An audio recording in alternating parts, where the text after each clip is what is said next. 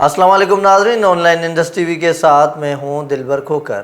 ناظرین، آپ کو آگاہ کرتے چلیں، بھارت کی طرف سے مقبوضہ ریاست جموں کشمیر کا خصوصی درجہ ختم کیے جانے کے غیر قانونی اقدامات کو 2 سال بیت گئے۔ پاکستان میں آج یوم استحصال کشمیر منایا جا رہا ہے۔ یوم استحصال کشمیر کے سلسلے میں شاہ محمود قریشی کی قیادت میں دفتر خارجہ سے ریلی نکالی گئی، جس میں صدر مملکت عارف علوی، وفاقی وزیر داخلہ شیخ رشید، وفاقی وزیر اطلاعات فواد چودھری، شبلی فراز اور اعظم سواتی سمیت دیگر نے شرکت کی۔ دوسری جانب یوم استحصال کشمیر کے سلسلے میں وزیر اعظم عمران خان نے کہا کہ آج بھارت کی جانب سے غیر قانونی غیر تسلط جموں کشمیر میں 5 اگست 2019 کے غیر قانونی اور یک طرفہ اقدامات کو 2 سال بیت چکے ہیں۔ ان اقدامات کے بعد بھارت نے مقبوضہ علاقے میں اپنی غیر قانونی تسلط کو برقرار رکھنے کے لیے غیر معمولی فوجی محاصرے کے ساتھ ساتھ کشمیری عوام کے بنیادی حقوق اور آزادیوں پر پابندیاں عائد کر دی ہیں، لیکن اس کے باوجود بھارت کشمیری عوام کے عزم کو متزلزل نہیں کر سکتا۔ اور army chief general Qamar Javed Bajwa نے بھی یوم استحصال کشمیر پر کشمیریوں سے یکجہتی کا اظہار کرتے ہوئے کہا کہ